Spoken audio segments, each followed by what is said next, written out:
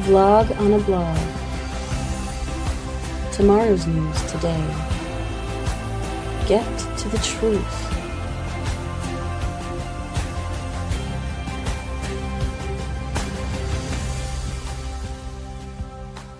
Listen, learn, live. Visit us at Yasha'yah.com. Yep, do love the byline. Hello, Roger. It's good to see you as an avatar and as a real person. And Kevin, likewise on both counts. We're going to begin the vlog on the blog, which is a video presentation of the blog. We kind of bounce between X and Facebook, depending on which one is behaving at the moment. Both of them have their issues. At the moment, X is an easier platform to use than is Facebook. The Facebook thought police have really become obnoxious here recently. X just shuts you down so that you have no influence over anybody, so no one sees your posts. But they'll give you a feed. Unfortunately, they'll only give you a feed on the things that you click on previously, as opposed to those that you've chosen to follow. They will never show you those things. So it's both are really a horrible environment. But to get people out of that environment and the ability then to listen to the news from a very different perspective and to analyze what was presented incorrectly in the swamp of this day will be on X as the purpose of this show. And we begin with Jeffrey Sachs. Jeffrey Sachs is an interesting character. He's a professor at Columbia, and he has Columbiitis, which means that he is a raging anti-Semite. Columbia has positioned itself as the home of anti-Semitism in the United States, maybe even the capital of anti-Semitism in the world, and he has got it in the extreme degree. He is right about a number of things, and he is dead wrong on other things. He is now on Tucker Carlson's show in this particular excerpt that we're going to play, and Tucker Carlson is the most vile anti-Semite today on the planet. He is not only a Twistian, and as a Twistian, he is believes the New Testament, which condemns Jews for killing the Christian God, which is, of course, absurd. But absurdity has never bothered the faithful. He is also bribed by Choter, which makes him particularly problematic, and by his own admission, he is demon-possessed. But nonetheless, in the world of social media, he is exceedingly popular because, well, the world of social media is filled with morons. Jeffrey Sachs, in this particular interview, reveals something that is partially true, that the downfall of Assad was a CIA scheme. The CIA has schemed some 100 regime change operations since the end of World War II, and they've gotten all of them wrong. So it's an organization that is 0 for 100, making a mess of everything. The biggest mess was probably the return of the Ayatollah and the removal of the Shah of Iran. And that was its third regime change operation in Iran, but it created the mess that we're dealing with now. The CIA is a menace to the world.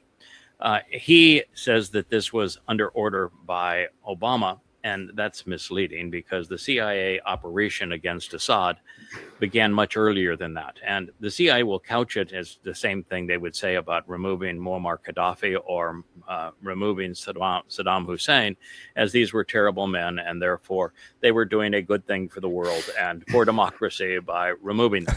What they don't tell you is that they could give two hoots about what's good for the world. They could care less about people's lives, and they embrace all manner of rotten dictators. Murderous men would be the kinds that they would like to replace, so long as they can control them.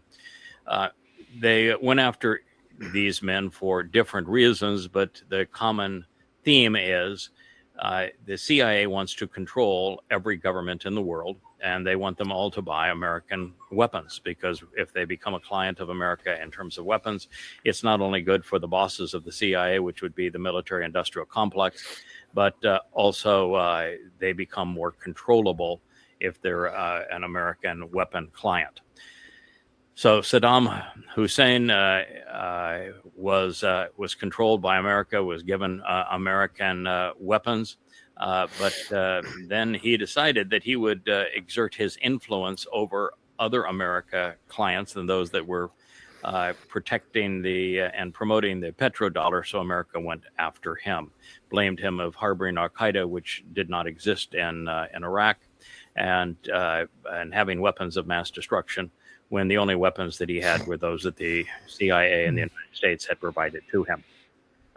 Then you go into Muammar Gaddafi, and Muammar Gaddafi's crime against America was that he came up with a means, because he ran such a profitable country, to use gold to create a gold-backed currency to free Africa from the control of the United States by using an African-based gold standard currency. And for that, he was killed. In the case of Assad in Syria, his crime was that he bought Russian weapons as opposed to American weapons. And you say, no, he was ousted because, he gassed large numbers of his people. Yeah, he did. So did his father, and the CIA and America wouldn't have given a crap if it hadn't been for the fact that he didn't play along with American weaponry. So you can tell, too, that they don't care, because they end up replacing Assad with the gentleman that was the head at the time of the Islamic State. So, we're not a virtuous organization. So anyway, he claims that it was Obama that gave the order, and it was not. This operation existed long before Obama, trying to create regime change in Syria, and it failed like everything else that the CIA does. And then Tucker Carlson, has this, can you tell me why they did it? Because Tucker Carlson is a literal mental midget. And of course, I've already told you the reason he did it, which is because he was under the Russian sphere of influence and bought weapons from Russia as opposed to the United States.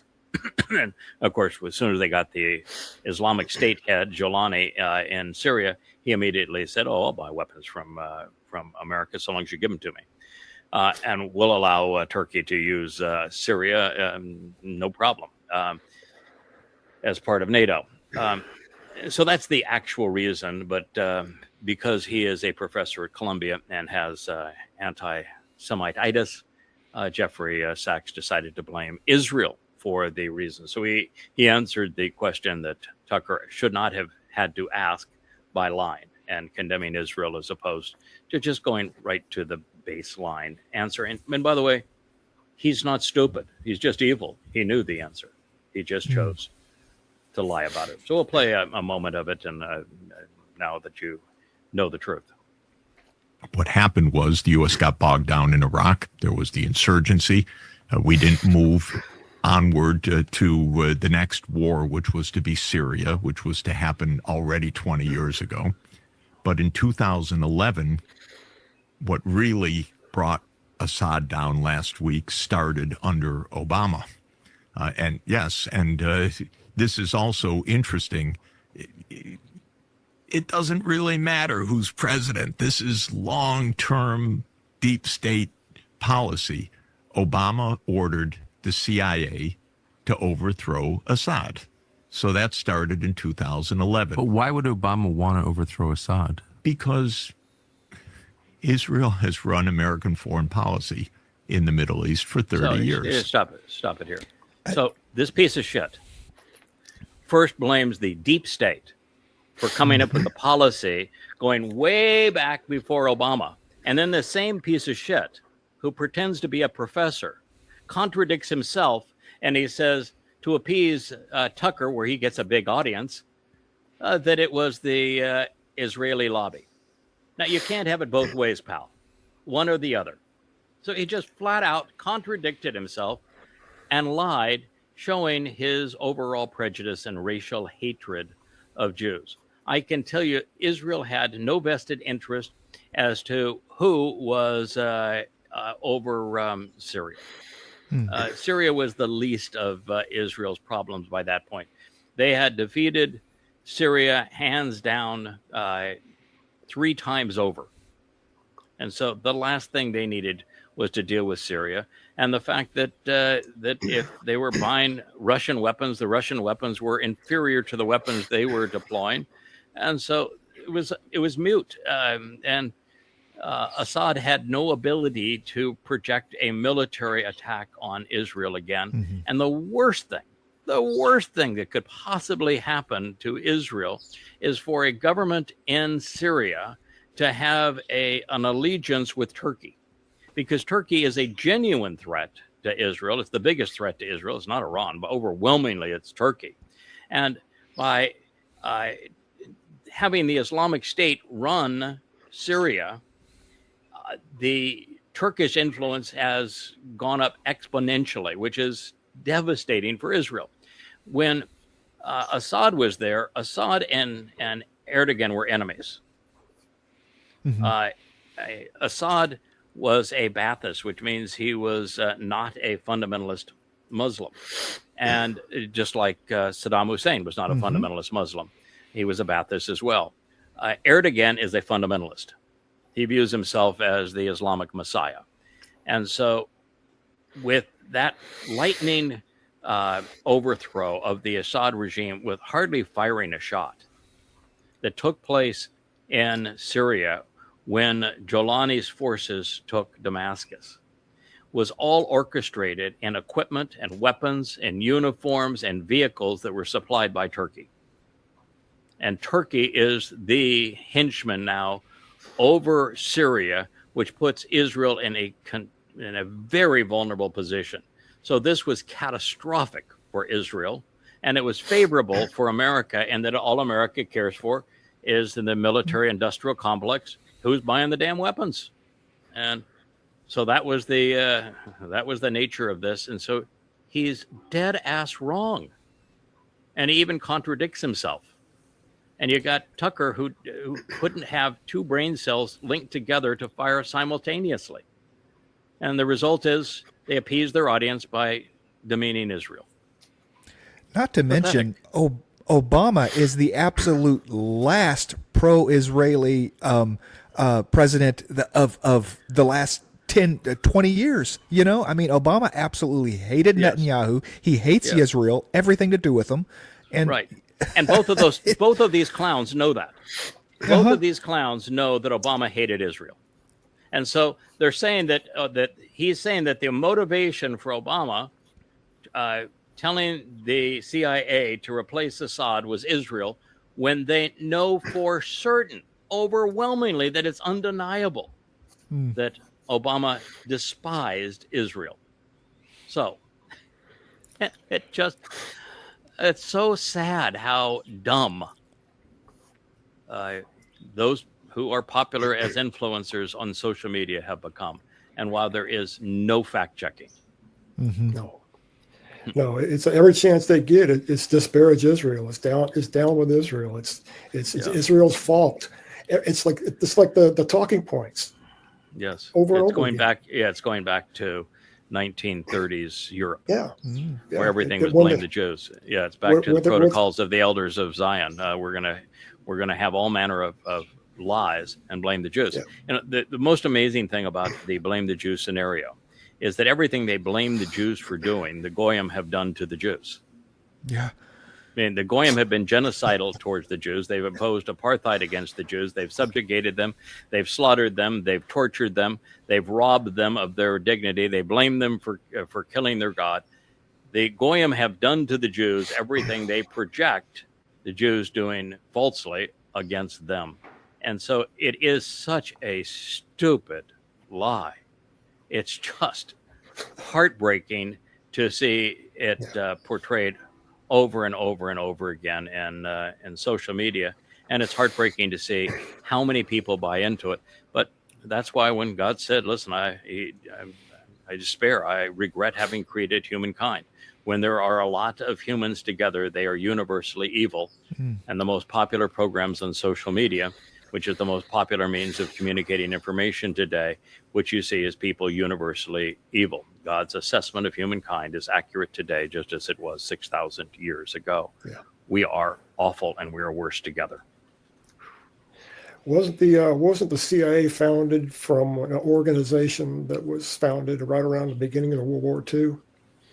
No, it was the end of World War II because World War II, intelligence okay. prior to that was military intelligence, and so the CIA was created really as a result of recruiting Nazi officers, Nazi intelligence officers, into America, and so we recruited Nazis. That was the basis also of our space program. Came out of the OSS Yeah. OSS, Yeah. yes. in 1948, Yeah. along with the British. Mm-hmm. So they just filtered Nazis through the existing system and renamed it.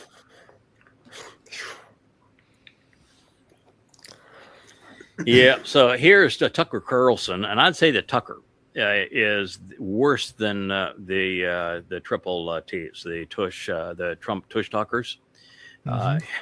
Here he is claiming that Israel or the United States and that Trump is a slave to Israel. Now, the fact of the matter is that Netanyahu just flew in again to the United States. And when he came to the United States, he was not greeted by the acclaimed slave.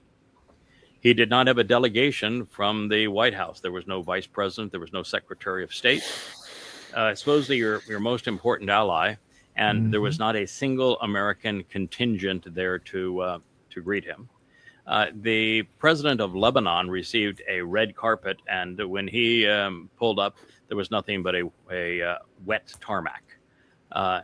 So this idea that Trump is a slave to Netanyahu, when at this point Netanyahu is a slave to Trump, is so moronic again that you just have to question the retardation that is necessary to create a person like Tucker Carlson. He is, yes, I know he has admitted that he is demon possessed. Yes, I know that he has received millions of dollars in bribes from Qatar. Yes, I know that he has gone from a nominal Christian to one who realizes that to have an audience in social media, you must play the Twistian MAGA card.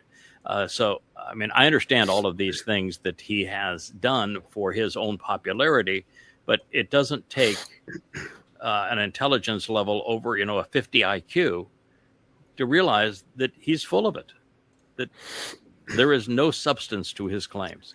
The opposite of what he is claiming in terms of the Trump-Netanyahu relationship is true. Netanyahu is a vassal of the United States, and he is slave to Trump. Trump tells Netanyahu what he can and cannot do. Netanyahu has no influence at this point over Trump. In fact, the matter is, nobody other than Satan has any influence over Donald Trump. Yeah, when was the last time a slave state or a vassal state put a military base inside of their the guys that controlled them, right? I mean, is there an Israeli military base in the United States? No. No. Is America now building military bases in Israel? Yes. When Israel's defense minister went on news yesterday and said that the reason that Israel is not engaged in attacking Iran anymore is they were told they could not do so by Donald Trump. Yeah. So there you go. Trump dictates to Israel. Israel doesn't always obey, but they do their best to give lip service and obedience. And throughout Israel now, particularly in the like Tel Aviv, there are huge billboards promoting the messianic concept of Donald Trump. They view Donald Trump as a messiah, even as he betrays them. It's the saddest thing to watch Israel venerate the devil while turning a deaf ear towards God. It's sad. They're self-destructive because of this. But Israel is venerating their Messiah. They are. They might as well be slave to him, and certainly Netanyahu is. the Rahab in the red hat is already getting started. Yeah, it is. It's over for Israel. They've been checkmated. This is a problem. He's speaking Russian, so you're not going to be able to understand this. But the closed captions are in English and they're bold, so I think that you can hear it. And I'm going to walk you. I'm going to walk you through it. Well, let's see what you can see before. Okay, you've cut the sound. I'll talk over it. So what he is saying, he's addressing a large crowd. He is one of the most subdued I've ever seen of Putin. He's essentially apologetic. He gave an award to someone, and the person that he gave an award to says, Mr. President, you need to be bolder with Ukraine. And so Putin's response, and he's grabbing both sides of the rostrum. He's trying to lean on it, and his voice is really weak. And he said, just like the economy, there's challenges that we must deal with. There's risks. There's risks to Russians on the battlefield. We have to be very cautious, and we have to proceed according to the plan. And if we go outside of the plan and are any bolder, then the risks are too high. So today, Moscow was hit again, and there were major explosions all around the city. Leningrad, not Leningrad, it's now St. Petersburg again. Excuse me, I've been to Russia so many times. It was Leningrad most of the times that I was in Russia. But St. Petersburg was bombed during the middle of his conference. A huge percentage now of Russia's refinery capability and storage capacity for oil and gas has been destroyed. And all the while, Putin threatens Europe and does nothing. And so the real question here is, and the answer by this speech appears that we now know the truth of the matter. Yeah, he's going to sit back and take it. Yeah, that Putin is now stuck in a rut of his own conception. He thought that if he had a limited plan in the Ukraine, that he wouldn't antagonize Europe and that he could outlast the anti-Russian heads of state in Europe, and that at the end of the war have Europe as a client of Russia as opposed to an enemy of Russia, and that the United States would be reasonable to deal with and ending the war that it started.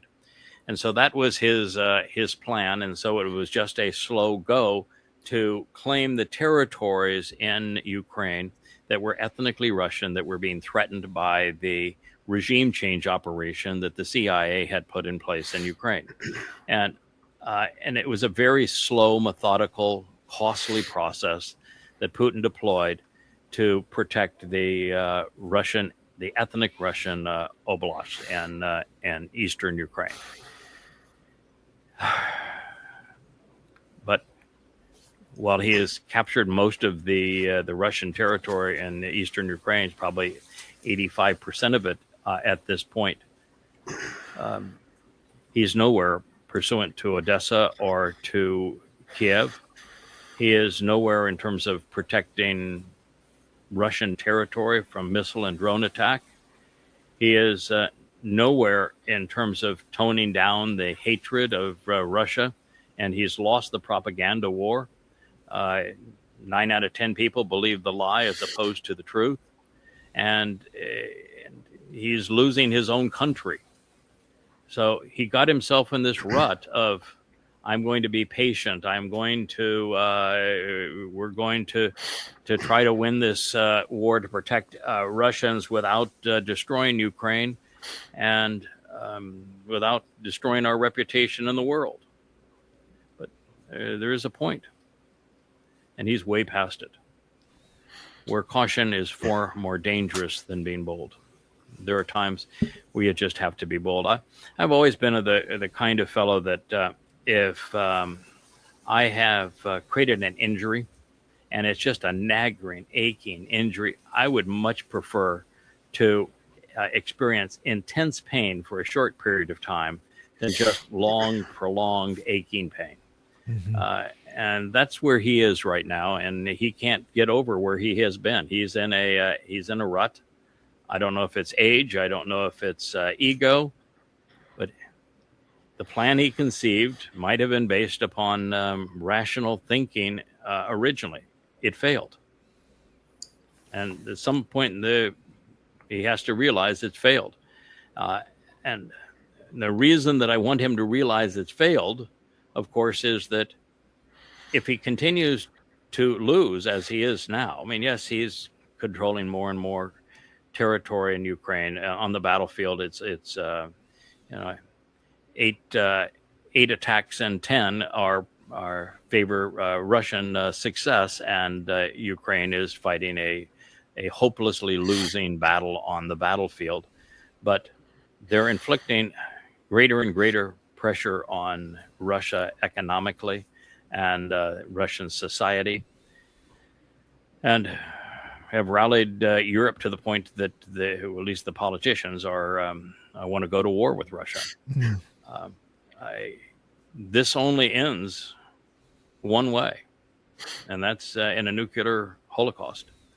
So this is really a very dangerous game that needed to be dealt with more aggressively to preclude a nuclear holocaust. And I'm disappointed that in Putin for not standing up. I thought he was a man of better character and competency than what he has displayed. It's almost like two boxers in the ring, slugging it out, trading body blows, and who can absorb the most body blows is going to be standing at the end of the day. Zelensky was just in London talking to the new PM, and they're developing a new high velocity drone with bigger warheads on it just to attack Moscow. Yes. England is already overtly in the war. Yes. So is France. So is Germany. Yeah. So it's just a matter of time before this spills over. Yeah. Into So are the Balkan great countries. Yeah, they all are. And it's because he won't draw a red line. He won't respond when this is happening by Europeans, and because he won't respond, they just continue to take the battle to Russia, and he's on the edge of losing his country, and if that happens, Russia will go out with a nuclear attack. So that's what the world is up against, and the fact of the matter is that 80% of Russians want the war to be fought more aggressively. Mm-hmm. Yeah, and I'm not seeing an upside for Russia in any of this. They got the Crimea way back in 2016, right? I mean, so economically, that's what they wanted, was the port city, there. Otherwise, there's nothing in Ukraine that they are protecting the ethnic Russians in stop. I mean, of course, they don't want NATO to put missiles there and stuff, but it's costing them now in the amount of rationing that's going on, that they're pulling resources, oil and gas and things from further out, Vladivostok, Tomsk, Omsk, the Urals areas, to feed Moscow. That they're rationing fuel. It's starting to hurt Russians and stuff. Yeah, their refinery is compromised, and their distribution channels are compromised, and their people are being attacked. Their buildings and refineries and many other things are being destroyed. So I can assure you that if he continues what he just said in this speech, that he will lose control of Russia, and he will put the world at the precipice of world war, because Russia will be defeated, and Russia has a dead hand switch for defeat. And it's not Ukraine that is defeating Russia. It is Putin that is defeating Russia, because he is not willing to effectively stand up against the united European and American onslaught of his country. And that makes for a very, very weak individual. This was very pathetic, what we just saw. I mean, it was really pathetic. I'm really disappointed for for Russians. I've spent a lot of time in Russia. I like Russians. One of the most spectacular countries that I have had the privilege of visiting, and I've been there many, many times. And while I'm a huge antagonist towards communism and socialism during the USSR days, and I don't like this man's affinity for the Orthodox Russian church, the fact is that just as a people and as a country, it is a beautiful place that does not deserve what America and the West are seeking to do to it, to destroy it. And I will always side with the victim when a crime of this magnitude is being perpetrated against them. And the evidence in this case is undeniable. It's irrefutable that the United States and the EU are the perpetrators, and Russia is the victim of the Ukrainian proxy war. And so it saddens me when the victim isn't willing to fight to protect itself, and that is what we're witnessing now with Putin and Russia. And you cannot help somebody that isn't willing to help themselves. So he's pushed it to the point now where I don't think there's anything you can do to help him. And simply having the buffer zone and protecting the ethnic Russians in the east of Ukraine from being beleaguered and badgered by the factions of the government that the CIA imposed on Ukraine is not enough. I mean, he cannot prevail unless he takes Odessa. Should have taken Odessa a long time ago, and he has to rid Kiev's viability as a survivable city to take down that regime. And all he really has to do to take down the regime is to make the war look unwinnable and life untenable long enough for people to execute Zelensky and put the country out of its misery. But he's not willing to do it. And he's not willing to bomb UK, Germany, and France production facilities of weapons that are systems that are being used against his country. So, or even the places where these attacks on Moscow are coming from. These are not originating in Ukraine. Okay, they're these attacks. Most of them are, but not all of them. But most of them are. It's the guidance that is provided by Germany, the UK, the United States, some even by the Mossad, and so MI6. So it's the target guidance is being provided by America and the Europeans for the most part, and the technical expertise and many of the drone components are being made in Europe, and so they're supplying Ukraine with the tools to kill Russians. But that's been the purpose of the Ukrainian proxy war. That's what Lindsey Graham used to brag about. He thought it was the best investment ever, is giving the Ukrainians the weapons to go kill Russians, and that's what Europe and the United States are still doing. And ultimately, you can't protect your country unless you retaliate against those who are using the Ukrainians as cannon fodder to kill you. So that's the position he's in, and he's somehow seems to have got himself in a rut where he is blinded now to reality. Yeah, I think. Even if the war ended today in a truce or a ceasefire along the current lines, that would basically mean nothing, because the Ukrainians in the West would just use that time to build up more resources, more armies, and just come in and attack him again. Correct. This is going to continue on no matter what. Yeah, that's correct. Yeah, it's NATO has to be eliminated for there to be peace in Europe, and because NATO is so belligerent. And Trump is so belligerent, and the leaders of the UK, France, Germany, and the Baltic countries are so belligerent that this war is not going to end in anything less than a nuclear exchange.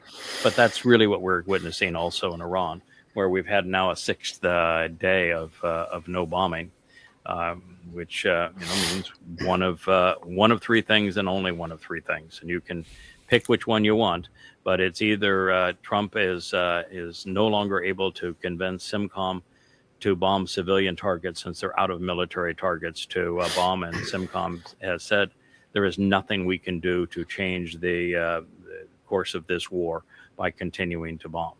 So it means that he has no one to execute his orders in that regard. Number two, that the Joint Chiefs are correct in telling Trump we're out of munitions and we're out of interceptors, and therefore we cannot continue a war when we do not have the ballistics to perpetrate against Iran.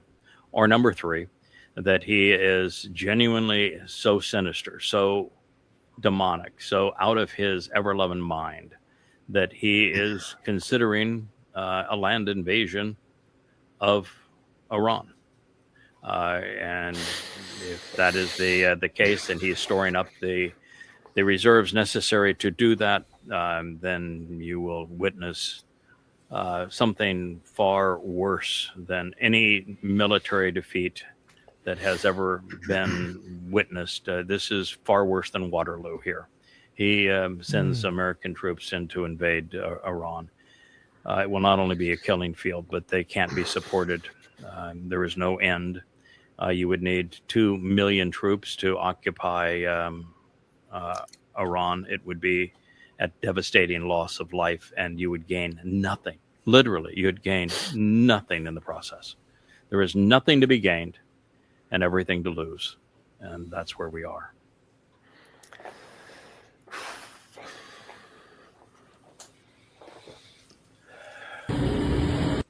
Yeah, this is what happened in Moscow. It's one of a number of buildings, very large drones. This is over a factory, but it's one after another, and they were all in the suburbs of Moscow. So, what are you going to do about it, Putin? Yeah, I was turn the other cheek. Is he a Jesus freak now? He's going to turn the other cheek. Was seeing pictures of people and video of people getting off the flights into Moscow, and they were just their faces. Their jaws were dropping, and they were taking pictures of the sky. The entire sky was dark over Moscow. It was unbelievable with this gray type of smoke. Wow. right from the airport. It was just unbelievable. And Moscow is such a beautiful city to have that happen to it. And it's, at this point, it's happening because Putin's unwilling to respond. Putin has more troops than all of Europe combined by several times. And his troops are better trained, better led, and better supplied than all of Europe combined. And he has better weaponry and far greater capacity to build weapons than all of Europe combined. And yet he is allowing the Europeans to hammer him. Mm-hmm. And that's a patsy. All right, so here is this person, and Muhammad, bad boy, he stoned adulterous women. That's actually not true. And here is Jesus, and he supported and he cared for the adulterous woman. Well, let's be real clear here. You're an absolute idiot, faith under pressure. You ought to blow your belief stack and come to know the truth. So let's start with Muhammad. Yeah, Islam is misogynist. No question about it. Muhammad was a rapist. He was a pedophile. Those are undeniable facts based upon the Islamic scriptures. However, the Quran is quite clear in how to treat a woman who is suspected of adultery. First, the man gets nothing. Gets a pat on the back. Nice job. A man can rape. A man can be a pedophile. He can do whatever he wants to do to women, and there's nothing that can be done to the man. But a woman is the victim of rape. She is not stoned. She is lashed. She receives 100 lashings. So you don't know the damn Quran. And if you don't know the Quran, and if you don't know the Hadith, and you don't know anything about Islam, then shut the eye hole, because you look like a raving idiot. Now, as it pertains to mythical Jeebus and drawing his little sign in the sand, the story of the adulterous woman and he is without guilt cast the first stone? You idiot. It was written in the 8th century. It's the 8th chapter of John, and that story is omitted from every manuscript prior to the 8th century. Every single manuscript is devoid of that story. It first appears in the 8th century. It was created by Twistians in the 8th century because there was nothing in the New Testament where the myth of Jesus opposed the Torah. So they created this story and they inserted it into the book of John. So it didn't happen. So now what? You were 0 for 2, faith under pressure. You bungled it. You're an idiot. Why is it that people on social media think that it's their duty to not only show that they are ignorant, but to prove it? Really frustrating to see this kind of stuff. And you want to make a difference in your life. And I think we lost Kevin here, so we'll hope we get him back somehow. But I want to make a difference in your life, then read the 5 volumes of Goddamn Religion. Matter of fact, you don't even have to read. That's perfect for faith under pressure. Click on the books and they'll talk to you. They'll turn the pages. They'll tell you where they are by highlighting the text. Listen to the 5 volumes of Goddamn Religion, and you will know about Islam. And then listen to the 5 volumes called Twistianity that disprove the Christian religion, and you'll know about that one too. You wouldn't make a fool of yourself, and you might do something useful with your life. Welcome back there, Kevin. Can we go to the next slide there? Missed me for a minute, yeah. Yeah, this is an interesting picture. You have to go up a little higher for the people to be able to see it on your screen. But there is Netanyahu and Sarah coming into Washington, and there's literally no one there to greet them. That's an Israeli official there, and there is not a single official from the Trump White House, or not a single official from the State Department. There is no red carpet. There is nothing. He shows up, and it's nothing but wet tarmac. And our greatest ally. Yeah, there that Tucker Carlson says that he controls Trump. That Trump is his slave. No Trump's there. No red carpet there. No State Department there. No bands there. No cheering crowds there. No nothing. What these guys do typically like this, they have, Zelensky did it the other day, they have their own pilot, their own flight crew, get out of the airplane and line that section there. So they have someone to acknowledge and to shake their hands for the photo op. And Zelensky just flew in yesterday too, and that's exactly what he did. He had his pilot come down and his flight crew, and he saluted his own pilot and flight crew. It's that pathetic too for Netanyahu. He's being set up for total and complete betrayal and abandonment. Well, at least you're set your pecking order that way, for sure. Who are we going to insult today? Yep. And at this point, Netanyahu is the pawn to be exploited and insulted. And these planes are huge. These planes are huge. They could carry, not several hundred, but at least 60 people, 80 people. Oh, yeah, they could have their own reception. They could have their own red carpet. If they their own band. Yeah, absolutely. Band. But they expect it is protocol. Sure. To greet heads of state with the State Department and with administration officials. And of course, in the case of Netanyahu, they were snubbed. We were talking at breakfast this morning amongst the fellas, and Trump is in a pickle with Iran. He can't win. The MAGAs will say finish the job, and yet that's insane because continued bombing is going to deliver the same result, which is to be catastrophic for American allies and American bases in the region. Every time America bombs them, the Strait of Hormuz is closed for a longer period of time, and America's bases are further decimated in the region.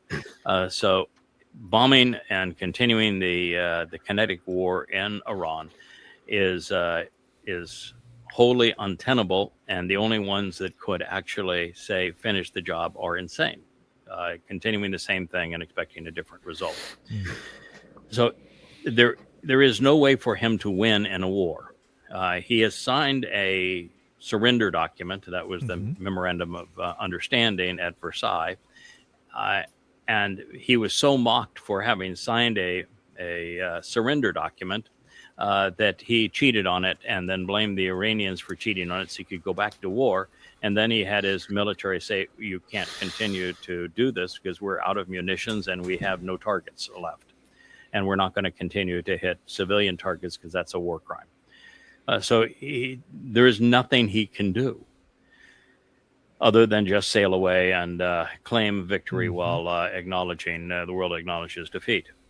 So if you were advising Donald Trump, and I'm not Satan's advisor, and I'm on the other side, but you would think that there'd be somebody there with enough gray matter that could advise Donald Trump as to what his one card that he has to play. And he has one card that he can play that he can get out of this problem. And that card just walked down the steps of that airplane there. And it's not the guy on the left. What's the card that he can play? Blame that. Yeah. No. God, no. Oh. Hell no. I'm surprised you guys don't know. The card that he can play is the Neville Chamberlain card. Oh, yeah. He sacrifices Israel. He sacrifices Israel. That's a plum that Iran would absolutely take and give America much better terms in its surrender if he surrenders Israel. He can't do that. He can't do that yet. He's dangling. Yes, he he's dangling the Abraham Accords with in front of MBS for nukes. You're missing the whole. You're missing the whole damn thing. No, the Abraham Accords require the surrender of Israel. They require Israel to give up its heart to make Israel vulnerable. The Muslims don't want a second state. They don't want. They hate the Fakistinians. They do not want a Fakistinian state other than to use the Fakistinian state to make Israel indefensible and vulnerable so they can perpetrate Al-Aqsa Mosque 2.0 and attack Israel from the inside and the outside. And so all they have to do, all Trump has to do is to say, I will force the sacrifice of Israel, the waste of Israel, to create a Fakistinian state. And I do that. You sign some meaningless Abraham Accords that makes it look like it's really a peace deal, because we'll cloak it and peace for our time. Neville Chamberlain talk is how we'll cloak it. We'll work out a deal where Iran now will play along in support of this. We'll claim that we've achieved the greatest peace deal of all time. Israel is torn to pieces. It's the only card he has to play, is the sacrifice of the heart and soul of Israel by giving the Fakistinian Muslims a state. And now, from Israel's point of view, the three leading opposition leaders are all in favor of a two-state dissolution. And the reason all three are in favor is they are better gifted at math than Rich. They can count past 3 times 40. At this point, the demographics of Israel don't allow the survival of Israel. And that is because if you tried to reincorporate Gaza into Israel, and you continue to expand Judea and Samaria into what's called the West Bank, and you consider the birth rates of Muslims that are actually inside of what is recognized as Israel, You go from having a Muslim population that is about 25% of the total to a Muslim population that is 50% of the total and growing rapidly. And so if you continue to have a parliamentary system, we'll call it a democracy for lack of a better term, although that's really a stupid term. But in that parliamentary system, you give the Muslims a 50% of the vote, and it's no longer a Jewish state. Your country is owned by your enemy. And so by creating a Fakistanian state, they take all of the Muslims and they have all of those votes for Fakistan. And so that's what they're looking at and saying, well, that'll give us a little breathing room in terms of continuing to have a Jewish state. But what they're not thinking is that the Muslims in Israel are not going to leave to be part of that Fakistanian state. They're still going to claim citizenship of Israel, and the Muslims are going to want them to do so to continue to destabilize Israel. And Israel then can't say, well, since you have your own state, you can only vote there, because then Israel will be condemned for being an apartheid state. So Israel is in a checkmate situation with this. They can't oppose the United States because the United States is their only weapons supplier. And and their only ally in the world, and they can't kowtow to the United States without it being the destruction of Israel. So they have been checkmated, and while I don't think Donald Trump is smart enough to have figured that out, there has to be somebody within his inner circle that is sufficiently anti-Semitic, which is the majority of them, to make that proposal. J.D. Vance or some other character, Rubio, Marco Rubio would be the other one that could potentially make that scenario. Stephen Miller is another one that could propose that scenario. But one of the three is going to propose that scenario by positioning Trump as Neville Chamberlain, peace in our time. That's his out card. And with it, we have the destruction of Israel right in the midst of the time of trouble. If I were a betting man, I would bet that that's the scenario that's ultimately going to come to the fore. Yeah, it makes the most sense. You've talked about it in your writings before that's going to happen, just the way you played it out. But it's to me, it's just a matter of time of when it happens. It's almost, I wouldn't say 100% assured. Yeah, we know that Israel is going to be forced into a treaty with many nations, and 95% of the world's nations through the United Nations would vote against Israel and the creation of a Muslim state. Palestine will be free and all that rot. So the only way you could have an agreement with many nations, as it is foretold, or to have Israel become vulnerable at her core and indefensible, where the majority of people live, as it's presented in Yasha'yah 17, is for this scenario to play out. So I'm convinced it will play out, because the prophets have never been wrong, and it's going to play out over the next year's time. And the perpetrator is clearly going to be the United States, because that's what the prophets have said is going to happen. And it clearly will be the great betrayer, Donald Trump, who takes the lead role in it. But it is the one card that he holds. He's not giving something that he has. It's Neville Chamberlain didn't give the UK to achieve peace. He gave Czechoslovakia, and this will be the Sudanland, and it'll have exactly the same result. Within a year's time of the sacrifice, Israel will be back in a war 1,000 times worse than Alaska flood. Yeah, it's bait. I don't see how he can offer the same bait, the Temple Mount, a two-state solution, to Iran, and then to Saudi Arabia at the same time, right? Because either one of them wants it, but no, they both want the same. They both want the same thing. In this regard, both of them hate the Fakistanians. Both of them just use the Fakistanians as cannon fodder. They both want the acclaim of knowing that it was they who made this happen. And if you have So Iran would accept it as trade for some other concession in this war. They're not going to give up the Strait of Hormuz, but their reparations demands or something may go down, because this is a fundamental desire of Iran and the destruction of Israel to have this. So Iran's going to take credit for it in the sense that it's their war that caused it to happen. Saudi Arabia will take credit for it because Saudi Arabia will be in a position where MBS has lost all credibility and all esteem in the world. He has been shown to be nothing but a stuffed shirt.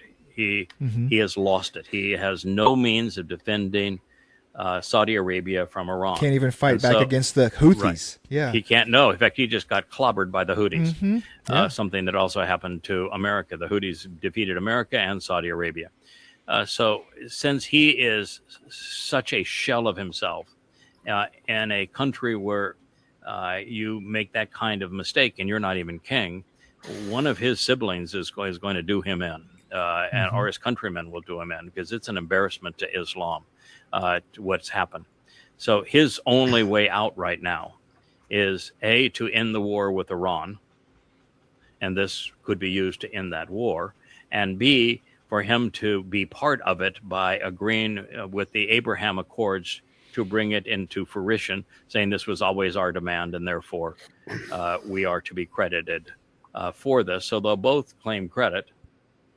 Right. So no, I don't think it's difficult to pull off at all. I think it's an exceedingly easy thing to pull off, and I think that Israel, because all three of the leading opposition leaders are all in favor of it, and Netanyahu is so compromised he can't stop it, and Israel actually trusts the betrayer Trump. And in fact, the prophets say that this egomaniacal leader of the United States makes all manner of promises to protect Israel when they make this sacrifice, and then when it comes time to honor them, he does nothing. So they're setting themselves up.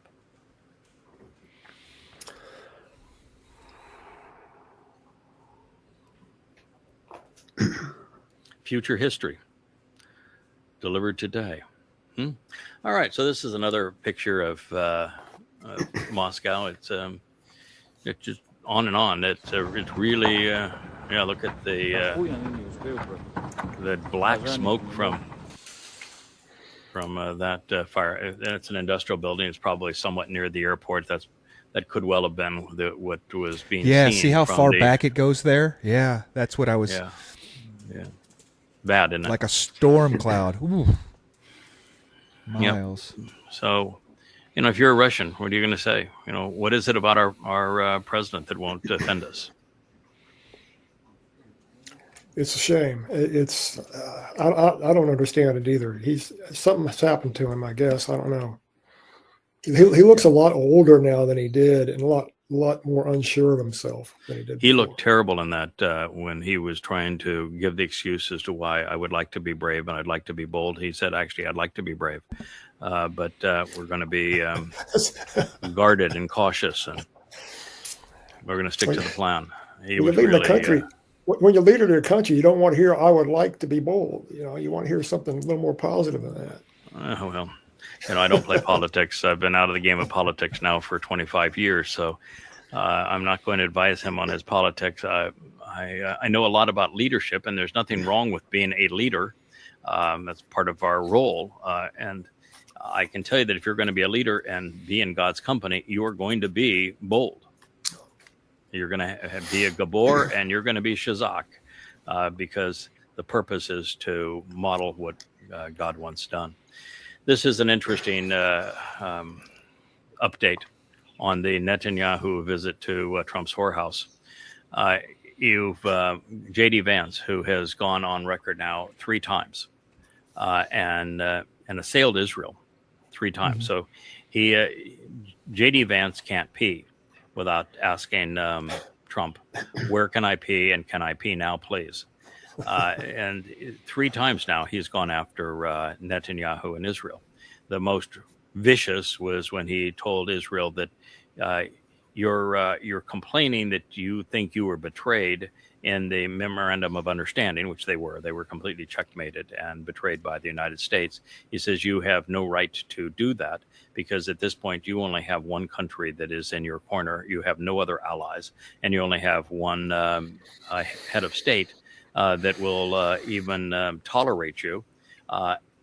And they supply the overwhelming majority of your weaponry. And you will cease to exist if you do not acknowledge the great debt that you have to Donald Trump and the United States. In other words, we'll see to it that you don't exist. That speech was really vile. That was the one that came right after the Memorandum of Understanding, where Trump not only surrendered, but he betrayed Israel in the process, checkmating Israel. So they had no move. But since then, he has done things like gone on Joe Rogan, where he has said that Israel has tried to influence the American politics for years, and this has to stop. There will be no more Israeli influence in American politics. And he, by the way, is a new recent convert to Roman Catholicism. So he is picked up right on his the queue to be an anti-Semite. So we're really witnessing an interesting situation. Now, he was invited to the meetings with Netanyahu today. And remember when he was part of the meetings with Zelensky, and Zelensky didn't wear his best. Oh, yeah, yeah. So I'd get your popcorn out for this one. If whether it is this meeting or the next one or the next one, sometime in the next number of months, there's going to be a Zelensky-style meeting in the White House, and J.D. Vance has the acidic tongue to pull off that, where Trump is just strictly demonic. He'll just drool all over himself.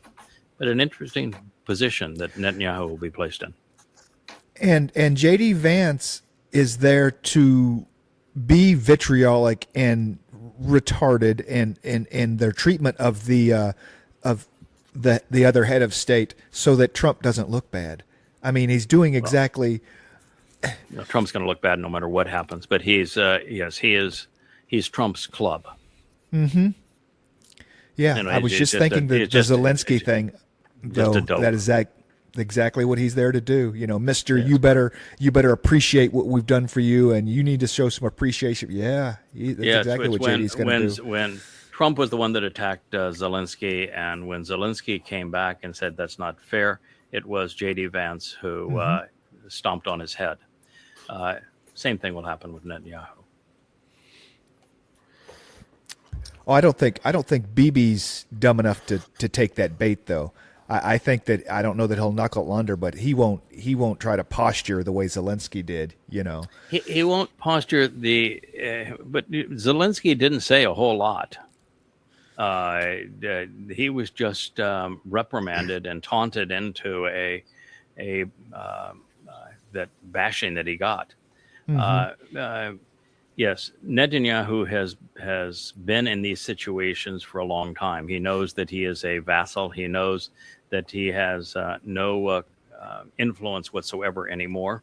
He knows that what he wanted in Iran is gone, that it cannot be achieved. There will be no control over Iran's nuclear program. There'll be no control over Iran's missile program, and there'll be no regime change in Iran. And there's nothing he or America can do about that. And so he wants an state of ongoing war, and for no purpose, and he's not going to get it. So he's done now.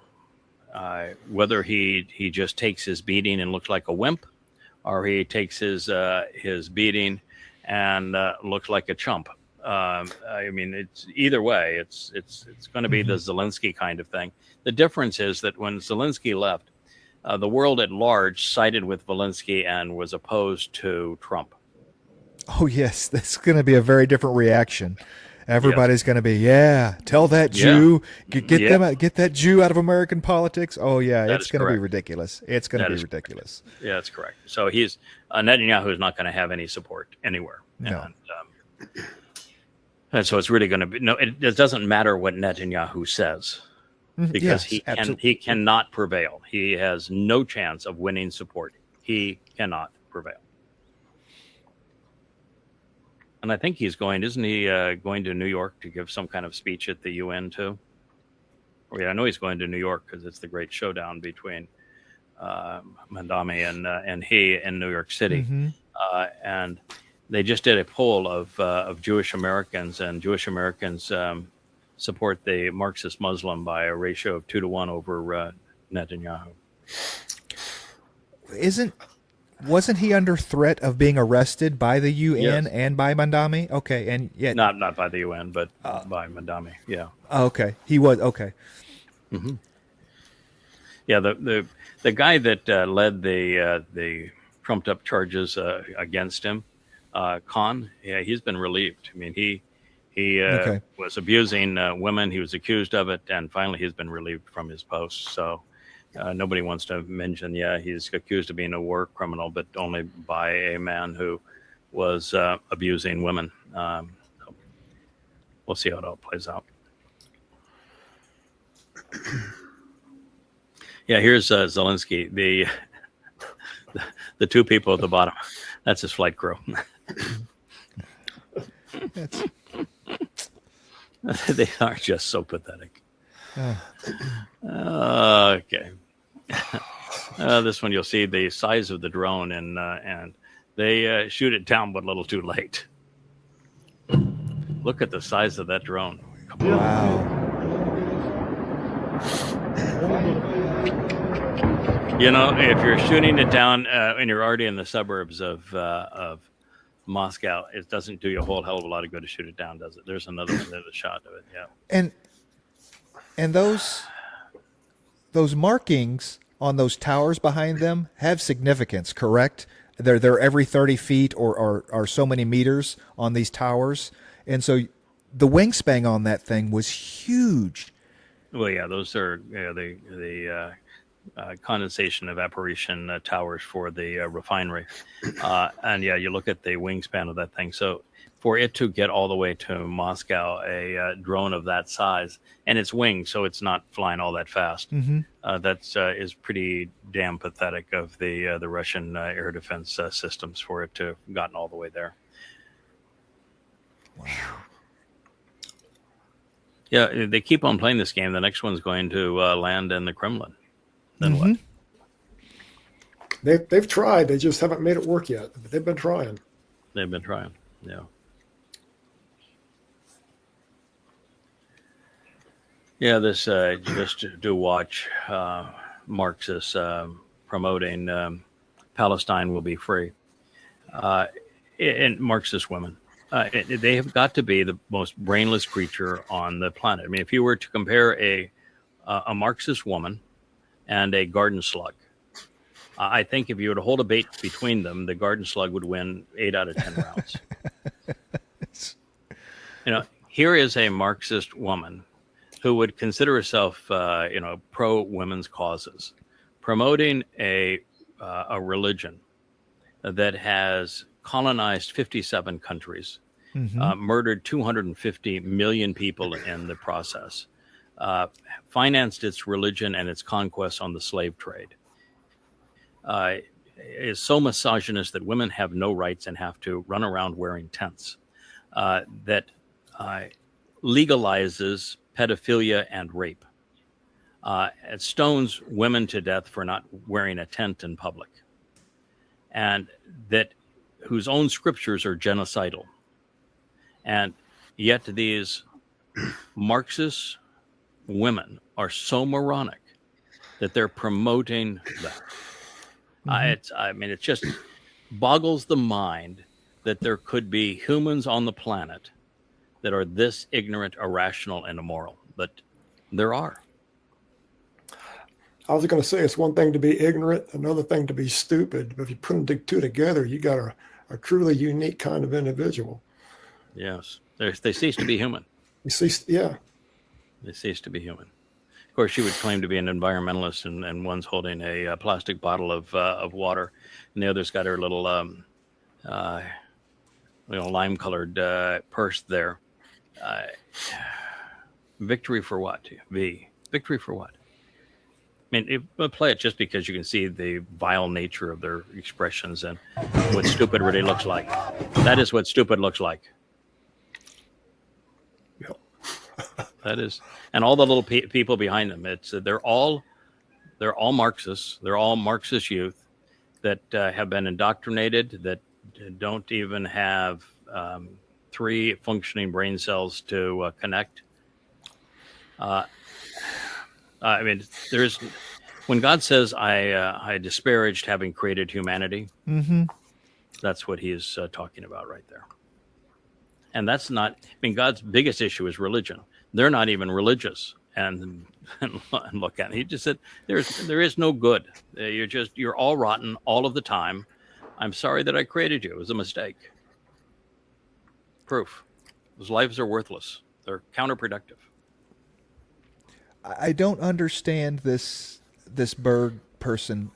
Innocent Iranians are being hanged by the Islamic regime. German leftists are flying the flag of their killers, and the Palestinians and the Kufa, the Kifa. I mean, so I'm okay with the Muslim Iran stuff. I support them, but I'm completely against, or I'm okay with the Palestinians killing women and murdering women, and but I'm not okay with the Iranians doing that. This is just so confusing to me. Why this person is upset about them flying? But it's because they're incapable of thought. They're incapable of making intelligent connection between. I mean, stupid is stupid. You cannot pick stupid. These two women don't have a 5 IQ between them. And if you were to poll all of the men and women that are immediately behind them, you couldn't get 100 IQ out of 100 of them. I mean, I'm serious. A garden slug is more cerebral than all of. If they were put up against an octopus, it would be a catastrophic loss. I'm going to paraphrase Carville and say, it's Islam, stupid. Can we not just, I mean, it's Islam, stupid. Yes. No, but Marxism Marxism has actually been more vile than Islam over the past 75 years to 100 years, actually 100 years. Marxism, socialism, communism, fascism, which is a form of socialism, killed more people, deprived more people of freedom, deprived more people of meaningful education, of prosperity. Marxism has been worse for humanity over the last 100 years than has been Islam. So there is a foe to the world that is worse than Islam today, and that is Marxism. And unfortunately, the Marxists are now promoting Islam. Absolute babble. This is such a mess. Our midterms come up, and America's midterms in November, early November. Israel's are late October. They're not midterms, but that's the parliamentary election, the Knesset election, where they'll have their finagling to see if they can put together a coalition government by bribing people. The situation in Israel is desperate. You've got 3 of the 4 the 3 opposition leaders. There's 3 of them. The exceedingly liberal Lapid, the moderately liberal Naftali, and the Enigma, because nobody really knows what his politics are, Eisenkot. They collectively, in a coalition, cannot beat Netanyahu's coalition. It's true right now that Eisenkot is outpolling the Likud party. But the Haredim parties and the religious right-wing parties are so uniform in their support of that coalition to preclude the Haredi from having to fight and defend the country, and to continue the stipends for the Haredi to continue to be parasites destroying the country. And they're put in that position because Netanyahu needs them for his coalition. He's not prime minister without them, and if you bribe them, they will support you to some degree. But because they are collectively about 25% of Israel, and because the liberals are about 25% of Israel, they simply offset each other.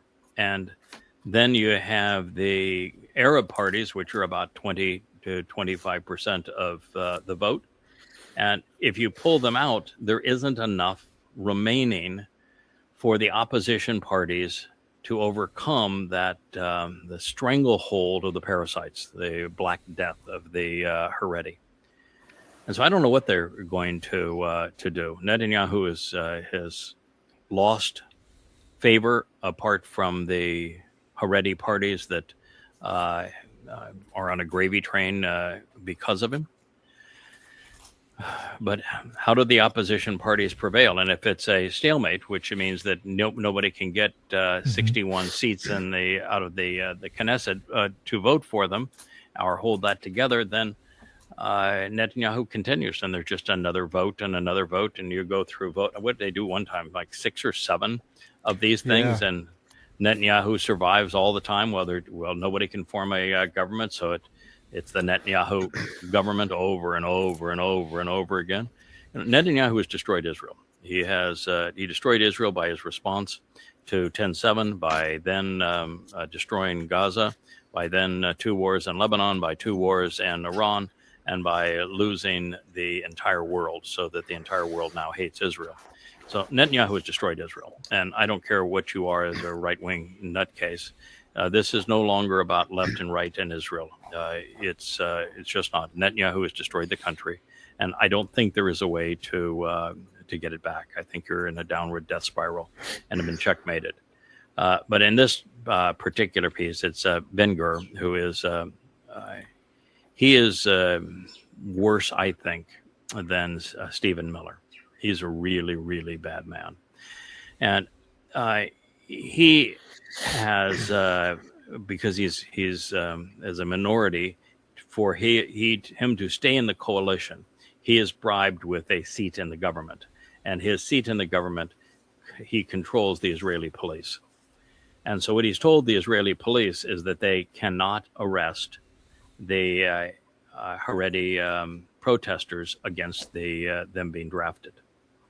And the High Court has just overturned that and said that it's not reasonable. You can't do that. But he is really vicious in all of this. He is also the one that's inciting the settlers and Judea and Samaria to attack the Palestinians, which is turning the world against Israel even harder. And he's complaining here that Eisenkot made a deal with Golan, who is a head of another one of the many parliamentary parties that will make up the Knesset in this next election. And Golan knows that if he gets 15 seats and he joins the Eisenkot coalition, that he's going to be Secretary of Defense. That's the job that he wants. And so Gvir is having a conniption fit that a deal was made to garner those votes for the opposition, when in fact he is sitting in a position only because he played the same card with half that number of Knesset seats. Right.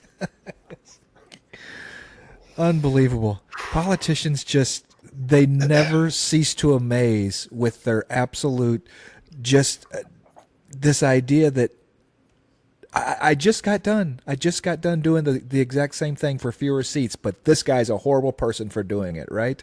Mm-hmm.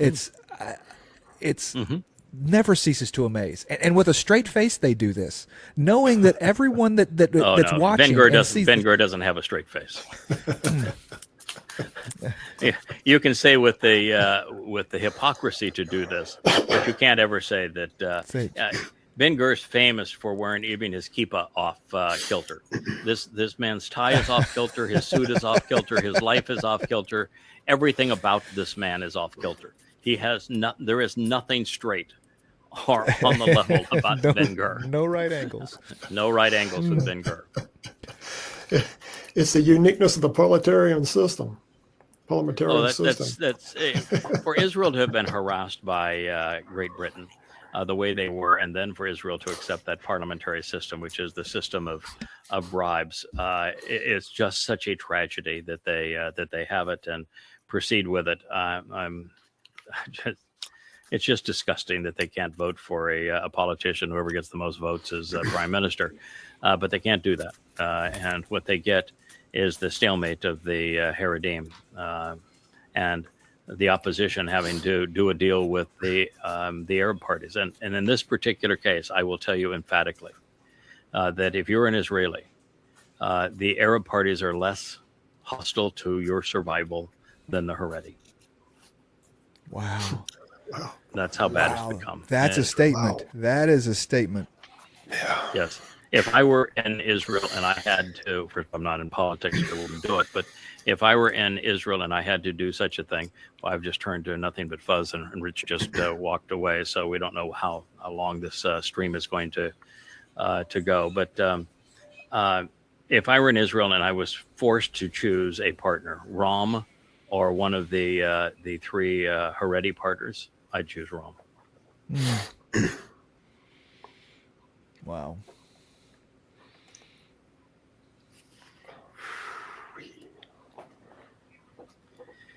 Yeah, this one was interesting. Fun. Yeah, this is fun, but yeah, it's interesting. So the story here is before being burned alive by the Spaniards, Hatui, a leader of the Haitian tribe, and by the way, most of the local islands here in the Caribbean, they were dominated by cannibals, like the island I'm on, which is called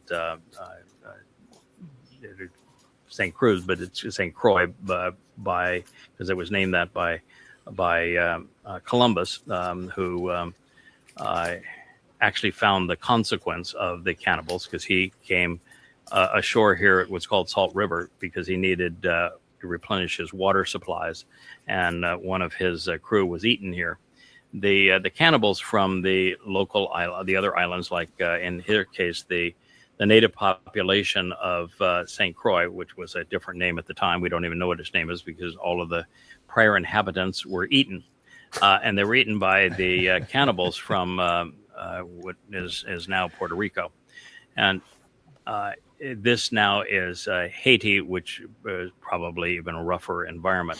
So this guy that would be exceedingly cruel, cannibals are cruel, typically, that he is saying that he did not want to convert to Christianity and go to heaven because he was told by the Spanish priests that the thugs that were part of the Spanish conquerors that were so ruthless throughout the Americas were in heaven. He said, I'd rather go to hell than spend time with such cruel people. If you're crueler than a cannibal, that's really bad. But what Spain and Roman Catholicism did in the New World is one of the great tragedies of human history. They wiped out 99% of the indigenous population. Mm-hmm. They robbed it. They tortured them. They imposed their God-forsaken piece of shit religion on them. And they were cruel. They were vicious, and it was a full integration of the military and the priests. They were as one. I don't think there's a worse expression of religion than what happened with the Roman Catholics and Spanish as they came into this hemisphere. I believe they also brought the gift of syphilis with them as well. Yeah, they clearly did.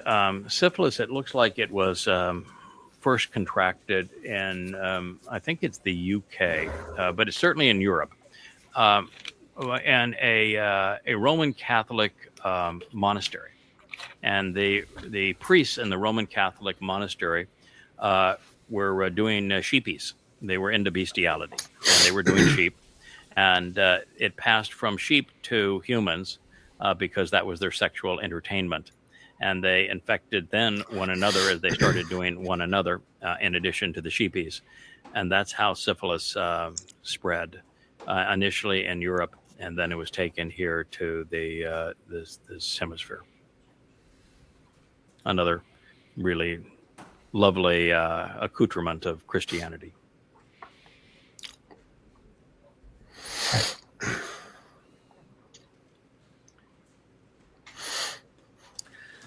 So breaking. Oh boy, breaking. When you hear breaking, you know you're in trouble. And this is from Brooklyn Dad Defiant. Breaking. We just discovered that the main culprit responsible for rigging the 2026 midterm elections against Republicans. So they haven't happened yet.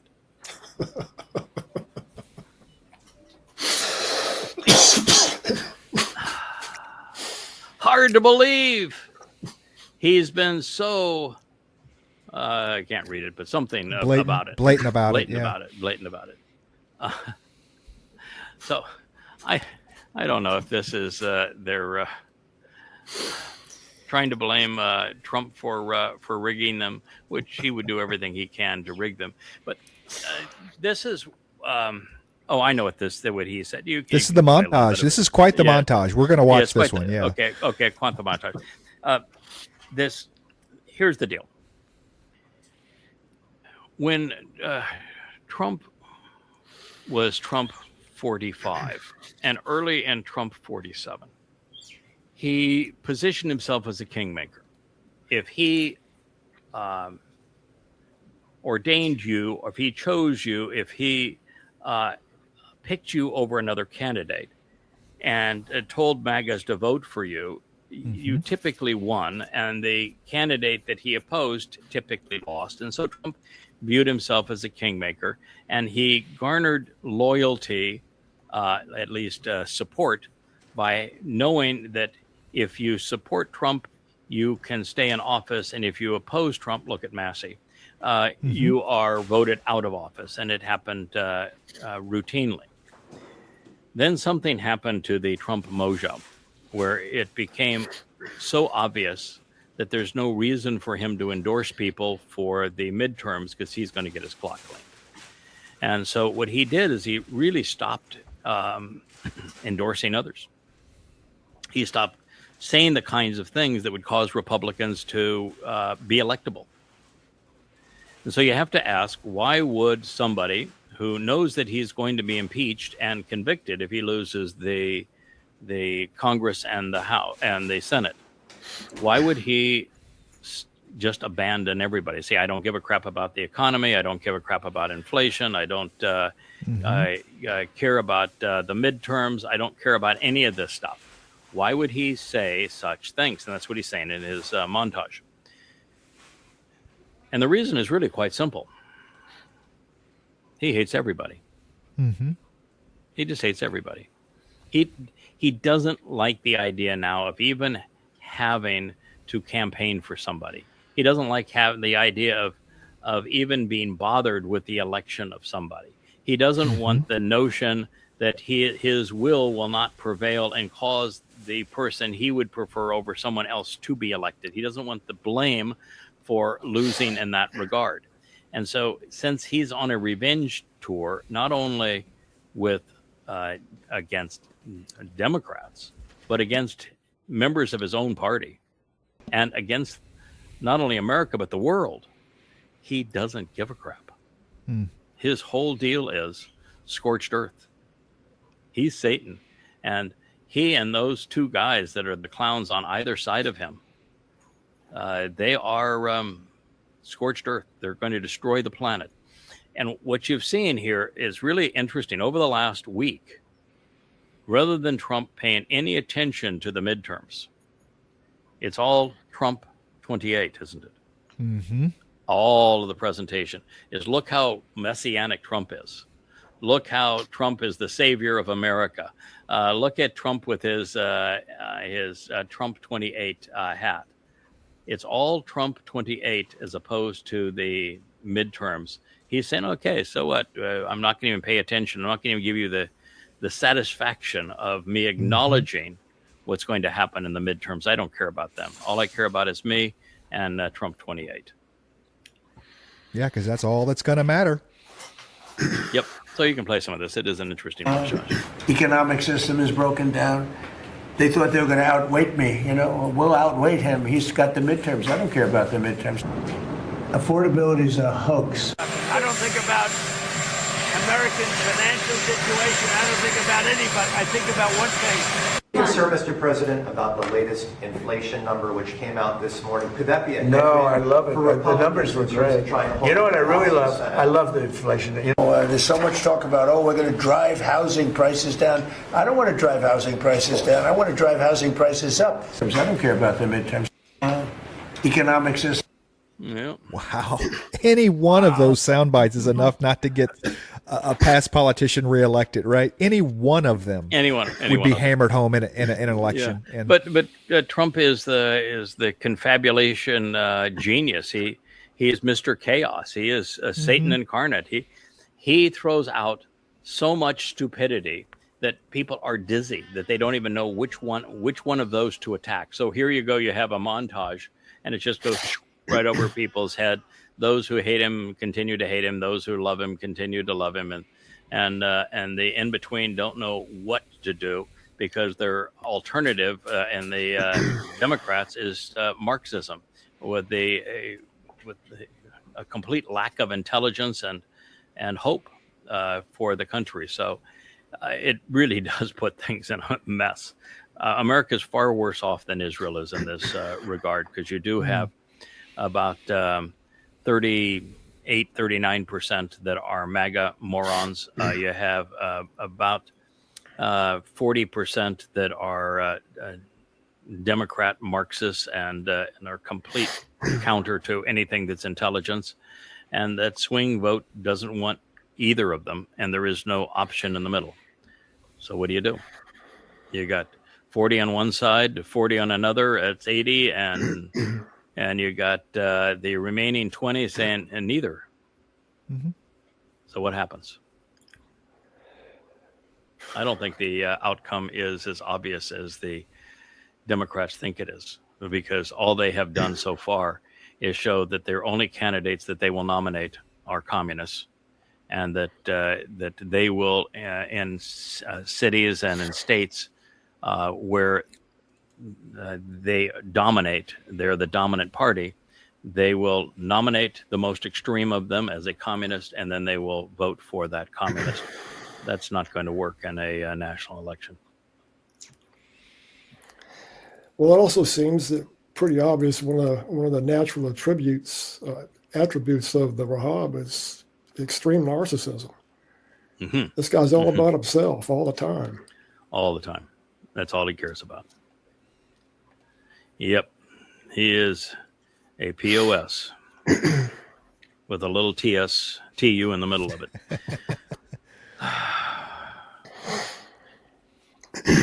So, how is it that someone is so ignorant that they showcase their own stupidity on X and Grok promotes it? So here is 8 billion humans allowing Israel to Holocaust the Palestinians and steal their country. There is no Palestine. There has never been a Palestine. Even when there were Philistines 4,000 years ago, 3,000 years ago, they were invaders from Crete, and they were terrorists. So there was never a Palestine, ever. Not even a Philistina. There were Philistines, but they didn't have a country. They were invaders, as they say, from Crete. So there is no one stealing their country. It's the stealing has been done over the last 1,400 years, and you've got 57 countries throughout the northern Africa and the Middle East and into Asia that were stolen by Muslim thugs that killed 250 million people in the process. That was the Holocaust. 250 million people dead, stealing countries, enslaving the people, raping the women, and they remain under the control of Muslims. And so it's the Muslims that have perpetrated the genocide, the apartheid, and the Holocaust, In fact, it was Muslims that sided with the Nazis to create the Holocaust in the first place. And all the while, there has never been a Palestinian nor a Palestine. Wake up. Good grief. I mean, this is not something that I went and looked for and found. This is what's served up to me by Grok. That means Grok is as stupid or as immoral or both as Wake Up, who wrote this. It's just vile. I mean, there's nothing you can say to it other than the only thing I think you missed was how can they use to Holocaust as a verb? Holocaust is a noun. It is an event. Right. It is one event describing one thing. To Holocaust and steal. No, Holocaust is not a verb. That's the only thing I think that we. Well, thank you for the grammar. I didn't know you were a grammarian, but okay. Well, I'm not. But I just. I'm it sorry just it pinged me. Yes, to Holocaust. Yes. They just keep they did that. They did that to misrepresent, just as they misrepresent what the term genocide means. They misrepresent what the Holocaust was, and they want to claim that rather than the Jews being subject to a Holocaust, the Jews are the perpetrators of the Holocaust because the entire world is upside down from them. They have miserable little lives, and who knows what else is miserable and tiny. And they all they can do is blame someone else for their miserable, disgusting little lives. That is the nature. That's the nature of these idiots that promote such conspiratorial scum. Is they have miserable little lives, and they're looking for someone else to blame for their own failures. Common thread amongst all conspiratorialists everywhere. It's the I hate Israel propaganda of the day. Tomorrow will be something else. Yep.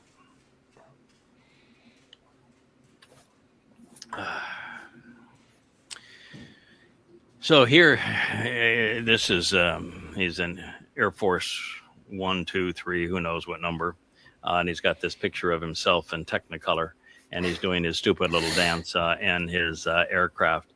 And they said it can't be stopped. Trump 2028, and he's a patriot. So now it's patriotic to oppose the U.S. Constitution. Absolutely. Yep, that's the new definition of a patriot. Is that rather than defend the Constitution, you oppose the Constitution. Rather than fight for what is moral and right, you fight on behalf of a rapist and pedophile who is a destructive warmonger and thief. Congratulations, patriot. You have redefined this level of depravity to which humans have succumbed.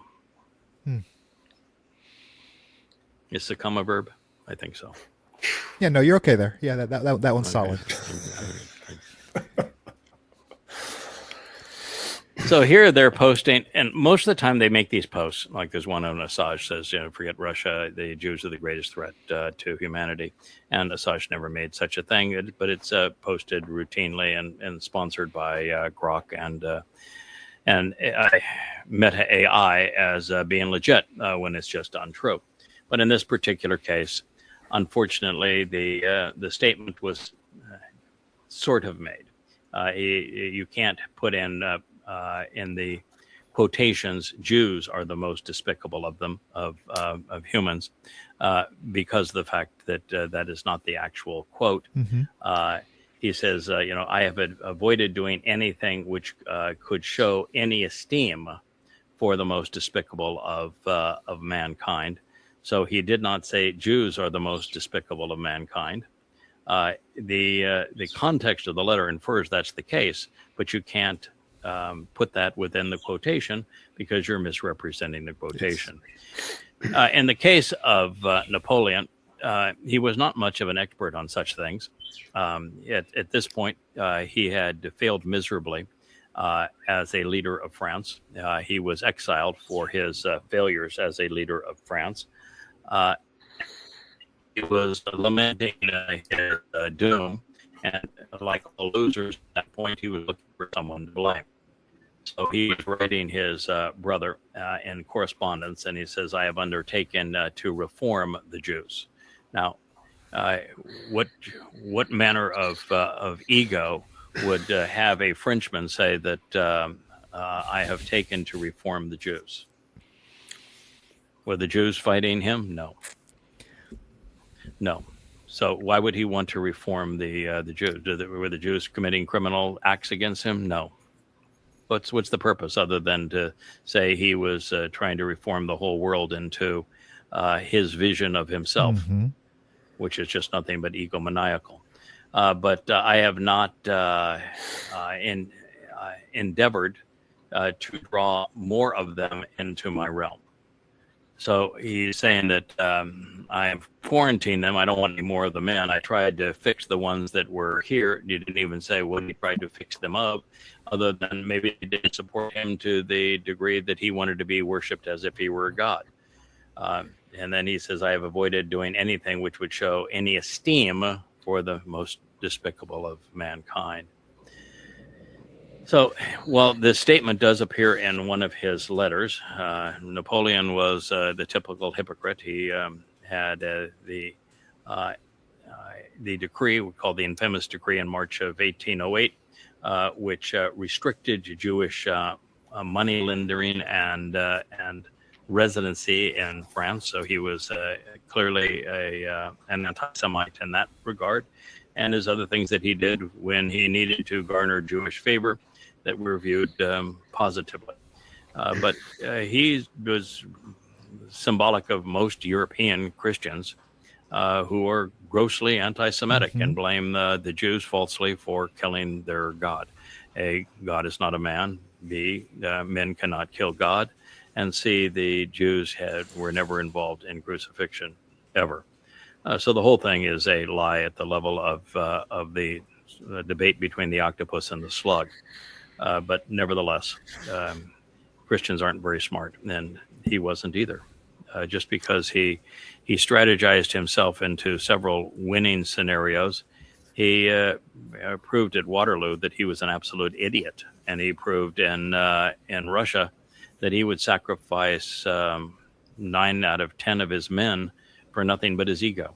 So, you win a few, you lose a few. That does not make you a great man, and particularly when you consider the number of people who were killed as a result of his ego. It's almost like he was alluding to the reforms of the Inquisition, that if we could just make those Jews Christian enough, that they'd be all right, right? I mean, that was, what the hell? Yeah, the torch will continue until morale improves. Uh-huh, yeah. Yeah, pretty pathetic. Yeah, Messianic Trump.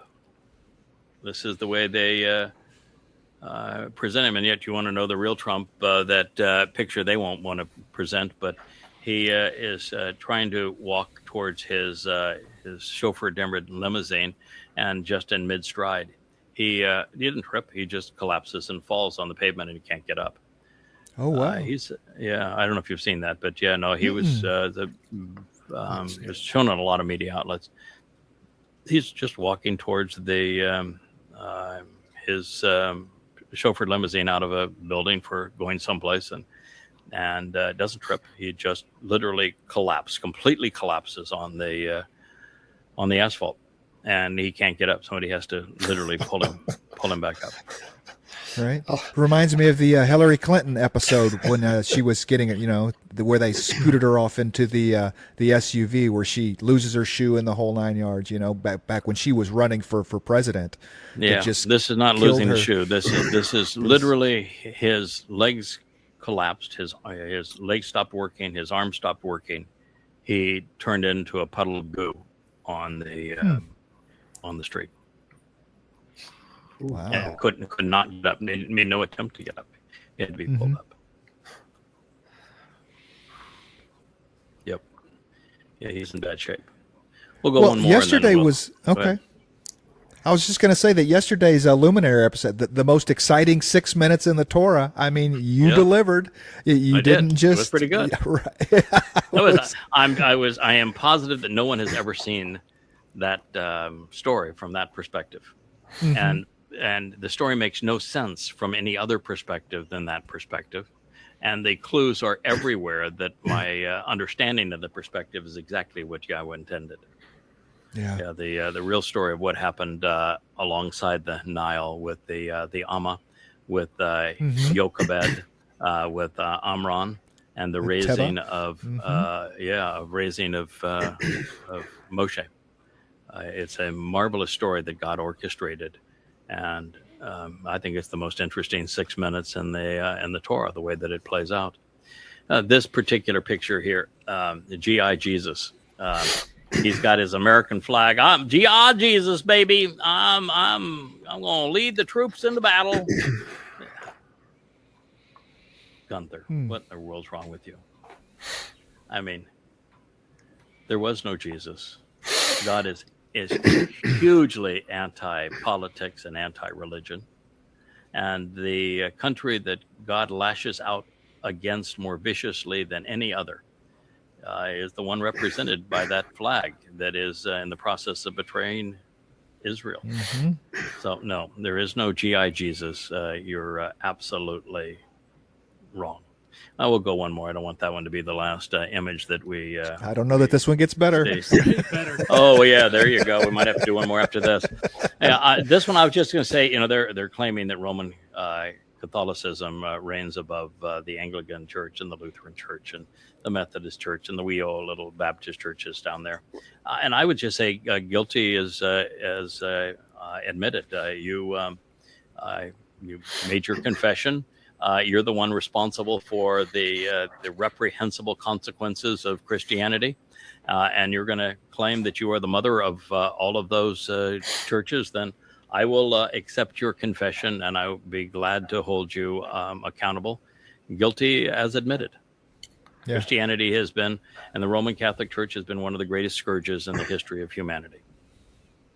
It all goes right back to Rome. Yeah, this picture is missing all based on a lie. It's missing the 10 little horns that are on the beast with iron teeth that tramples the world, isn't it? There's only 5 of them pictured here. Yeah, and what they didn't show here is the myth that the Roman Catholic Church did not emerge on the top of Capitine Hill. The Roman Catholic Church evolved out of Imperial Rome, which is the beast that precedes it. And so they ought to have paid attention to the prophecy in the book that they call the Bible, because it has the Roman Catholic Church evolving out of the beast that is Imperial Rome. So they need to move down a slot on their totem pole there. Mm-hmm.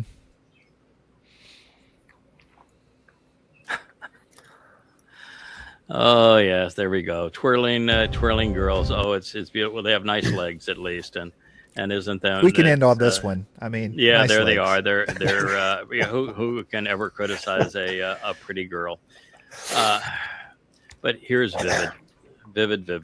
I'm just so ashamed of you, destroying Israel by promoting insanity. Your dream of regime change is absolutely idiotic. It was Babylon, which is essentially Persia now, that destroyed your temple. It was Assyria, essentially Babylon, and Persia now, with Assyria that destroyed your first temple, and Babylon that was the second temple. These are not your friends. They enslaved Israel around 701, 702 BCE. They came back and did the same in the 6th century BCE. To pretend that you're going to dance with the pretty girl of the Persians when they have been your enemy is insane. On top of all of that, they were among the first conquered by Muslims. The country has been exclusively Islamic since that time. And the Muslims have had a 1,400-year commitment to exterminating every Jew and wiping Israel off the face of the earth. And they have perpetrated apartheid and genocide towards you. They are not going to be dancing with you. This idea that you were going to get regime change and the Iranians were going to love Jews is not even remotely possible. It is the kind of nonsense that causes politicians to go off and do stupid things. Yeah, even Eisenkot, who was lead general and defense minister in Israel, said that Netanyahu's goals in the Iranian war were unachievable. There was no chance of getting regime change, and everything else he had attempted to do was impossible. But Vivid is a bullheaded promoter of the man who is destroying Israel, of Netanyahu. He is even a big time promoter of Donald Trump, the great betrayer. He's that stupid. And here he is going on and promoting this we're going to have the girls dance between Israel and an Islamic country. That is never going to happen. And to present such delusions is caustic to Israel's survival. You aren't promoting Israel; you're destroying it. Exactly. You can't sleep with your enemy and expect a good outcome. No. Israel, you've attacked Iran twice, viciously. And the Iranians have perpetrated all manner of harm on Israel. You are killing each other. You are attacking each other. You are not dancing together. That is not what bombings and terrorist attacks lead to. You've caused exactly the opposite. You want to present this accurately, you're clawing each other's eyes out. They're in a cat fight here, not dancing with them. You do not go,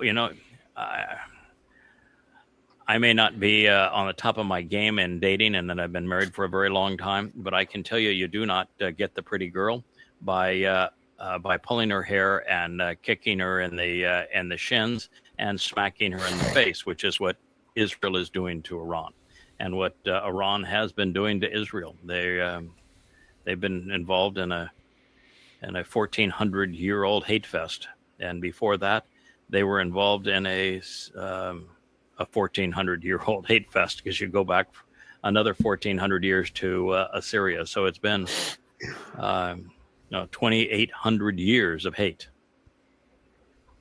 Yeah. I think the only way these two are dancing together is if one of them is dancing on the other's grave. But that's just my opinion. That is correct. And so why show it otherwise? It shows a complete ignorance of reality. It gives false hope. It causes people to think that Netanyahu's plan of attacking Iran twice was sane as opposed to insane. No, it's what you're doing is counterproductive. You're destroying Israel. You're not supporting Israel. It's as if one of them is carrying a flower of peace and the other one's holding a sword of destruction. They just can't see actually, there's no flower of peace for either one of them. They're both